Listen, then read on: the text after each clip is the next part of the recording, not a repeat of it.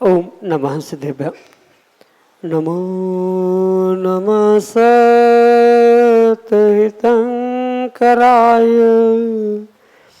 वीराय भव्याम्बुजभास्कराय अनंतलोकाय सुरार्चिताय देवादिदेवाय नमो जिनाय देवादिदेवाय नमो जिनाय। पंच परमेष्टि भगवान की परम पूज्य आचार्य भगवंत गुरुवर विशुद्ध सागर जी मुनि महाराज की परम पूज्य मुनि श्री सुप्रभ सागर जी महाराज की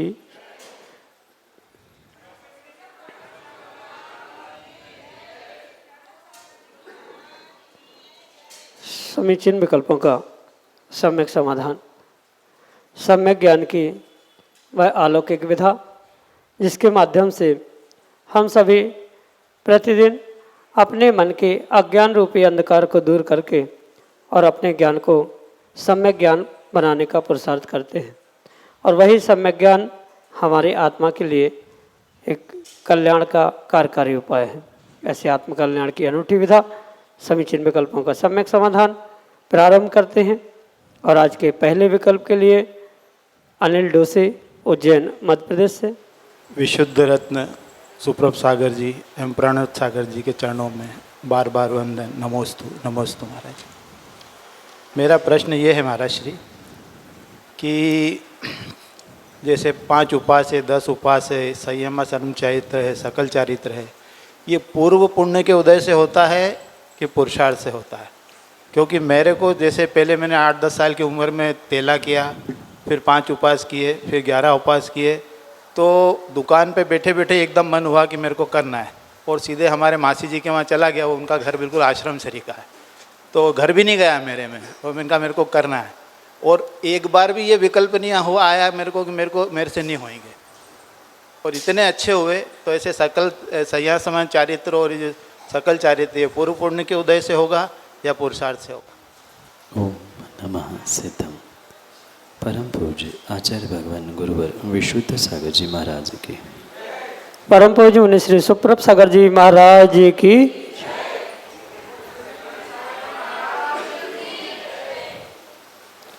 जैसे कि आप बहुत अच्छे से जानते हैं कि प्रत्येक कार्य के सिद्धि के लिए किसी एक कारण की नहीं अपितु सभी समवाय रूप सभी कारणों की आवश्यकता होती है।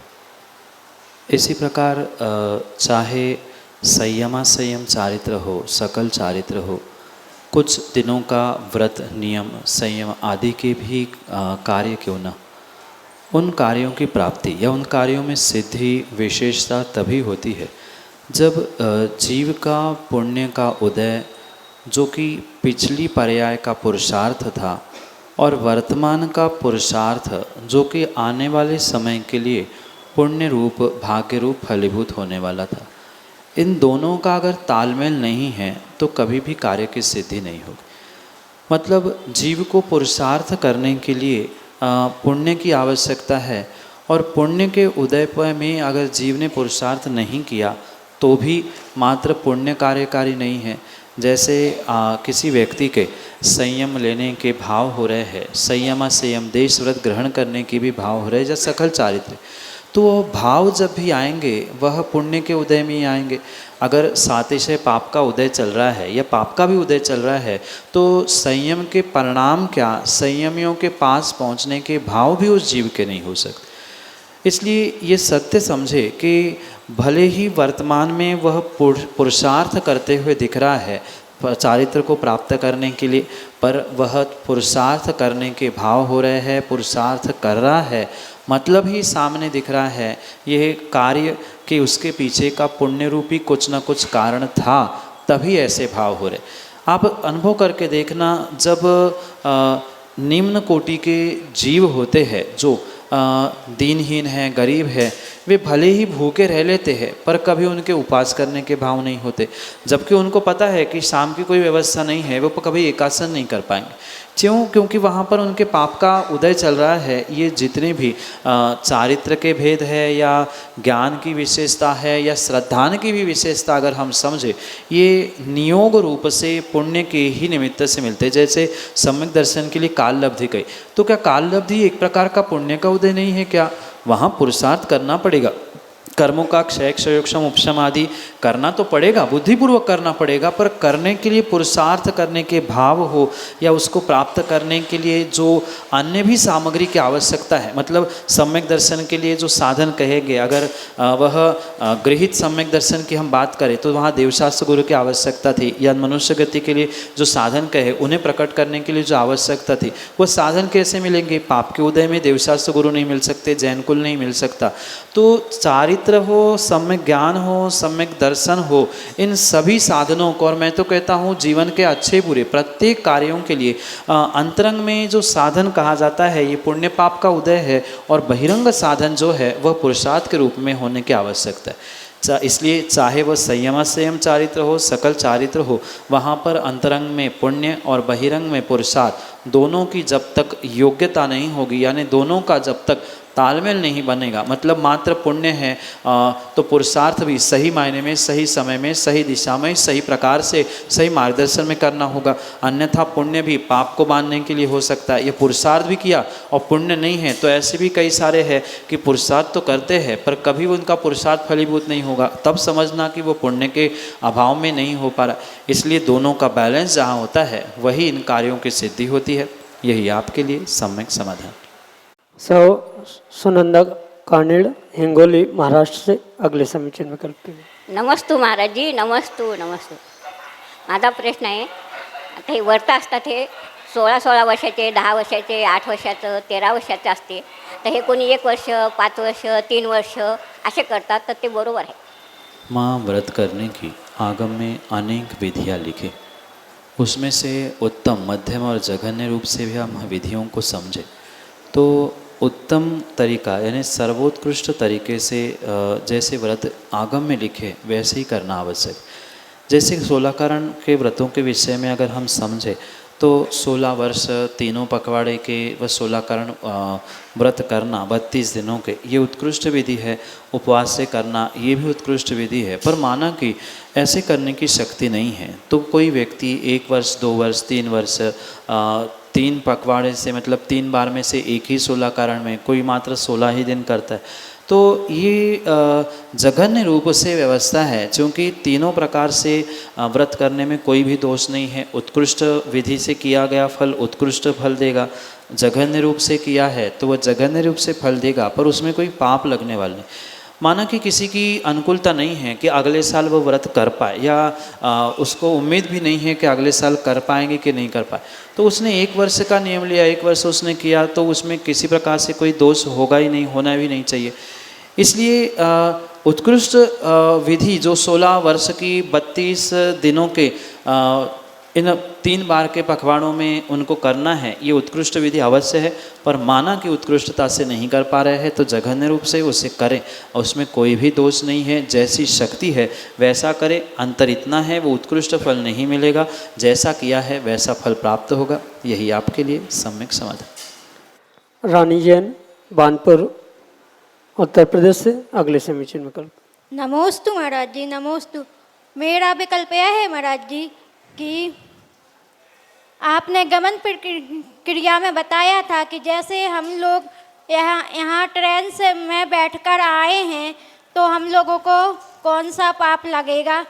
नमोस्तु महाराज जी, मेरे प्रश्न का सम्यक समाधान किया। नमोस्तु महाराज जी, नमोस्तु महाराज जी। आचार्य भगवान ने तत्वार सूत्र ग्रंथ के माध्यम से जो 25 क्रिया अशुभ और शुभ आश्रव के निमित्त से कही है, वहाँ जो गमन की क्रिया कही जिससे पाप का आश्रय होता है, वहाँ भगवान के आचार्यों के अभिप्राय को बहुत विवेकपूर्वक समझने की आवश्यकता है। गमन करने का अभिप्राय ये नहीं है कि कोई एक स्थान से उठे ही नहीं, वही बैठकर सब कार्य करे। श्रावक है, तीर्थ बनना, गुरु का दर्शन करना, दान पूजा आदि के लिए अनेक स्थानों पर वह यात्रा गमन कर सकता है, उसमें कोई भी दोष, कोई विकल्प नहीं है। पर वहाँ जो पाप की क्रिया रूप वहाँ कहा है, ये विशेषता समझे कि अनावश्यक रूप से जो गमनागमन कर रहा है, टाइम पास करने के लिए यहाँ से वहाँ घूम रहा है, भटक रहा है, घर में काम नहीं है इसलिए यहाँ वहाँ गमनागमन कर रहा है, तो उसके कारण से उसे अशुभ का आश्रय हो रहा है। यहाँ आने से आश्रय तो हुआ जो अपने पर्युषण पर्व मनाने के लिए गुरु के सानिध्य में आकर 10 दिन साधना कर रहे हैं, आ रहे हैं, जा रहे हैं, कथनचित वहाँ आश्रय हो रहा है, पर अभिप्राय आपका शुभ का है। त्याग, तपस्या, साधना, गुरु की वाणी सुनना आदि आदि रूप होने से वहाँ पुण्य के साथ पाप और पाप के साथ पुण्य, इन दोनों का जो आश्रय हुआ है, वहाँ पुण्य की मुख्यता थी, पुण्य के शक्त्यांश अधिक थे। इसलिए जो ईषद किंचित जो पाप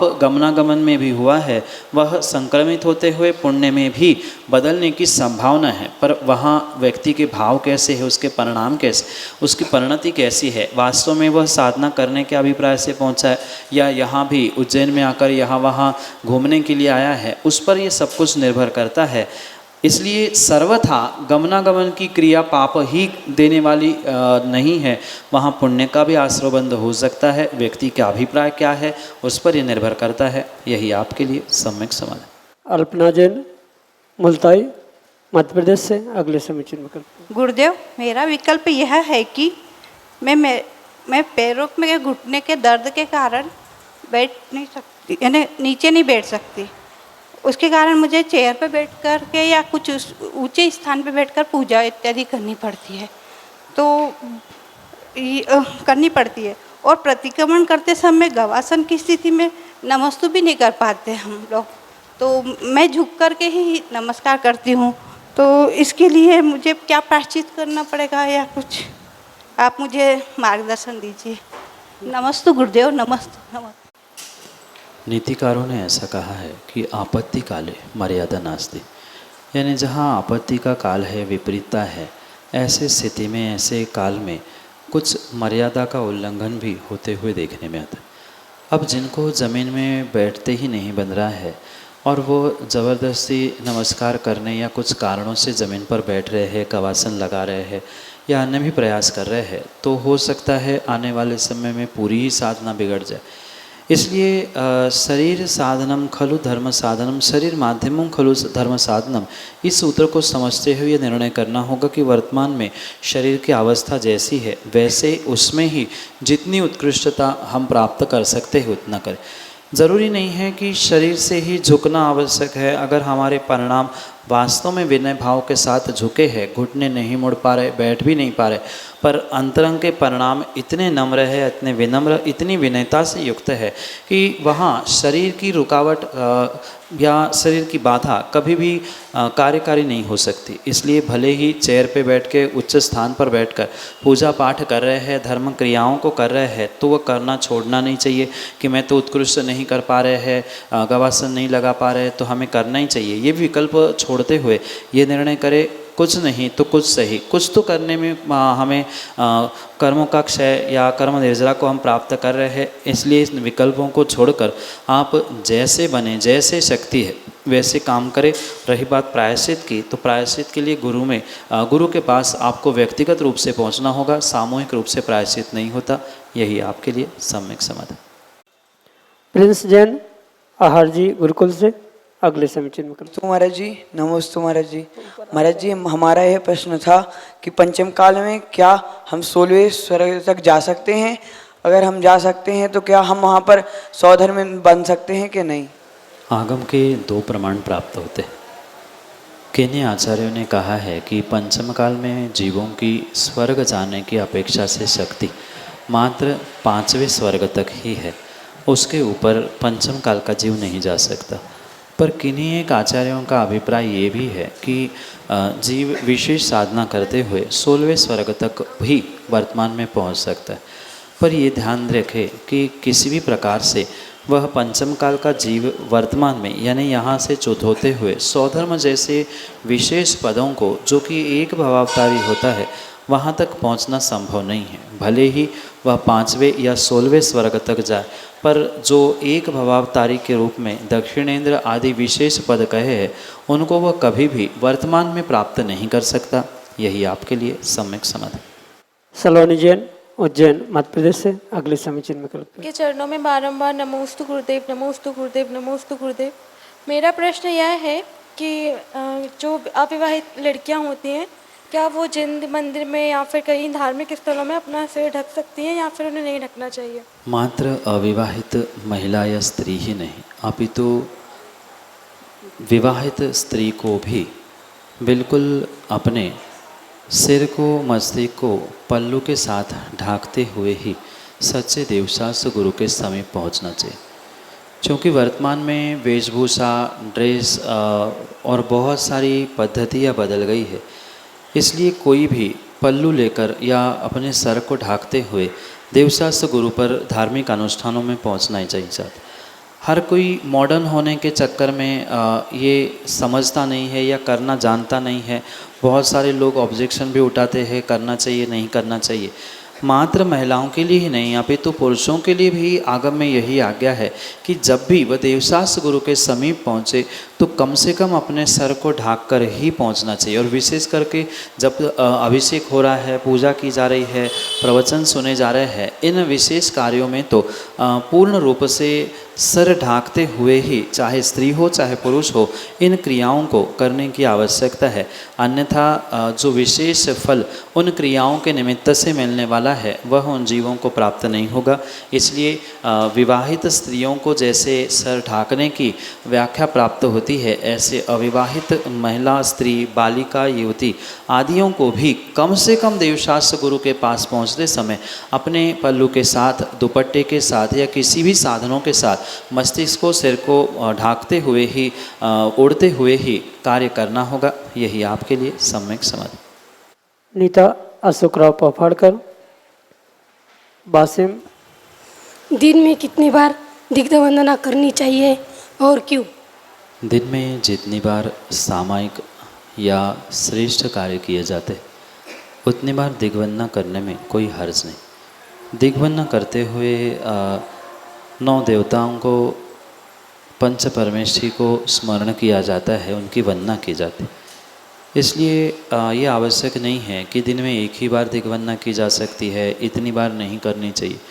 जितनी बार आप सामायिक कर रहे, जैसे कोई व्यक्ति 3 बार सामायिक करता है तो स्वाभाविक बात है 3 बार प्रारंभ में और 3 बार अंत में, मतलब शुरू और अंत में से 6 बार की दिग्वंदना तो वैसे ही हो गई। उसके अलावा भी जब विशेष अनुष्ठान होते हैं, पूजा पाठ विधान आदि, तो ऐसे समय में भी दिग्वंदना का परिचय प्राप्त होता है या दिग्वंदना की जाती है। तो ये दिग्वंदना मात्र आने वाले उन विशेष विपरीतता या संकटों, बाधाओं का निराकरण करने के लिए किए जाते। जैसे अनेक प्रकार की दिग्वंदना होती है, विधान, पूजन पाठ आदि के निमित्त से भिन्न प्रकार से सरसों या पीले चावलों के माध्यम से दिग्वंदना करते हुए दिशा बंधन किया जाता है। कहीं सामायिक के पहले जो दिग्वंधन होता है वहाँ भी चारों दिशाओं में स्थित जो 9 देवता है उनका स्मरण करके उनको याद किया जाता है। तो आवश्यकता नहीं है कि इतनी बार करें। शुभ क्रियाएं कर रहे हैं तो हम इन क्रियाओं को यानी दिग्वंदना आदि को करें तो उसमें कोई बाधा नहीं। पर समय नहीं कट रहा है सो चारों दिशाओं में मात्र दिन में 10 बार दिग्वंदना कर रहे, ये भी कहीं उचित नहीं। उसके पीछे कुछ अभिप्राय होना चाहिए। मतलब दिग्वंदना के बाद सामायिक कर रहे हैं, पूजा पाठ कर रहे हैं, कुछ स्वाध्याय कर रहे हैं तो वो शोभा देता है। अन्यथा अनावश्यक रूप से करना भी उचित नहीं है। और जहाँ आवश्यकता है वहाँ संख्या ही मायने नहीं रखती। यही आपके लिए सम्यक समाधान। श्रेया जैन, सागर, मध्य प्रदेश से अगले समीचीन में। मुनिराजों के चरणों में नमोस्तु। महाराज श्री, मैंने कुछ टाइम पहले एक बात नोटिस की थी कि जितने भी मंदिर, जिनालय आदि होते हैं उनमें जो प्रतिमाएं होती हैं वो हमेशा ऑड काउंट में होती हैं। मतलब जैसे 1, 3, 5, 7, 9 कभी भी प्रतिमा इवन काउंट में नहीं होती, तो ऐसा क्यों होता है? इसके पीछे क्या कारण? कुछ विशिष्ट कार्यों के निमित्त से इन और संख्याओं का होना आगम के परिप्रेक्ष्य में आवश्यक है। जैसे एक मंदिर में एक तल पे वेदियों की संख्या है, वेदियों पे श्री जी की संख्या है, ये सब कुछ ग्रंथों के आधार से, यानी जो प्रतिष्ठा आदि ग्रंथ है उनके प्रमाणों से प्राप्त हुआ विधान है। क्योंकि आचार्यों ने उतना ही लिखा है और आचार्यों का वक्तव्य प्रमाण रूप होने से ये पूछना कितना सत्य है, उचित है, ये कहा नहीं जा सकता। क्योंकि जब आचार्यों ने लिखा है और उसका कोई विश्लेषण नहीं प्राप्त होता तो उसके विषय में तर्क वितर्क करना ये कोई बात समझ में नहीं आती। पर सामान्य रूप से ये विशेषताएं प्राप्त होती है कि किसी मंदिर, किसी वेदी पर ये और का जो गणित है उस गणित को प्रमाण से प्राप्त किया जाता है, इसलिए ही उसको स्वीकार करना होगा। इसके पीछे कोई और तर्क या प्रमाण प्राप्त नहीं होता कि ऐसा ही क्यों है। ऐसा सर्वथा भी नहीं है। कई ऐसे स्थान हैं, जैसे समोशरण होता है, वहाँ 4 ही प्रतिमाएं होती है, चतुर्मुखी होते हैं, तो वहाँ कोई दोष नहीं माना जाता। जहाँ सहस्त्रकूट है वहाँ 1008 प्रतिमाएं हैं, तो वो भी इवन में हैं। जहाँ और भी कुछ ऐसे नंदीश्वर जैसे स्थान है, अकृत्रिम जिनालय है, वहाँ भी 52 जिन मंदिर है, जिन प्रतिमाएं हैं, तो वहाँ भी इवन है। तो ऐसा कुछ पक्का नहीं है कि ऐसा ही, पर एक ग्रंथों में, मतलब प्रतिष्ठा ग्रंथ में वर्तमान में ये प्राप्त होता है कि एक वेदी पर ऐसा और गणित होना चाहिए और संख्या होनी चाहिए, इसलिए देखने में आता है। पर जैसे 4 आराधनाएं भी कही है, 2 मुख्य द्रव्य भी कहे हैं, 6 द्रव्य भी कहे हैं, तो कुछ इवन संख्या में भी प्राप्त होता है, उनमें कोई दोष नहीं है। पर ये आगम प्रमाण, मतलब प्रतिष्ठा ग्रंथों में विशेष करके ऐसा लिखा है, इसलिए वर्तमान की व्यवस्था है। पर जैसे मैंने अकृत्रिम जिनालयों की व्यवस्था बताई, नंदीश्वर आदि में वहाँ तो 52 हैं, समोशरण में 4 श्री जी होते हैं, या प्रतिकृति भी समोशरण की बनती है तो चतुर्मुखी बनती है, तो उसमें दोष नहीं है। तो सामान्य रूप से जिनमें दोष है उनका व्याख्यान वैसा आगम में किया है और जिसमें नहीं है उनका वैसा किया है, इसलिए आगम प्रमाण मानते हुए हमें उन्हें स्वीकार करना होगा। यही आपके लिए सम्यक समझ। विमला जैन, उज्जैन, मध्य प्रदेश से अगले समीचीन विकल्प। 10 लक्षण पर्व पर गुरुदेव रत्नेत्रय व्रत कैसे व कब लिया जाता है, इसकी महिमा क्या है, सभी श्रावक अलग अलग बता है, कृपया शंका का समाधान कीजिए, और इसको आखिरी में कब पूर्ण होता है ये भी बताइए। नमस्ते गुरुदेव। यथा नाम तथा गुण। रत्नत्रय व्रत रत्नत्रय प्राप्ति के लिए ही किया जाता है। सम्यक दर्शन, सम्यक ज्ञान, सम्यक चारित्र, ये जो रत्नत्रय का, इसकी प्राप्ति के लिए जो पुरुषार्थ उद्यम श्रावक करता है या निर्ग्रंथ मुनिराज आदि करते हैं, रत्नत्रय को प्राप्त करने के बाद उस रत्नत्रय की और विशुद्धि हो, प्रगाढ़ता हो, इसलिए निर्ग्रंथ मुनिराज और श्रावक रत्नत्रय को प्राप्त करे, इस अभिप्राय से इस रत्नत्रय व्रत को करता है।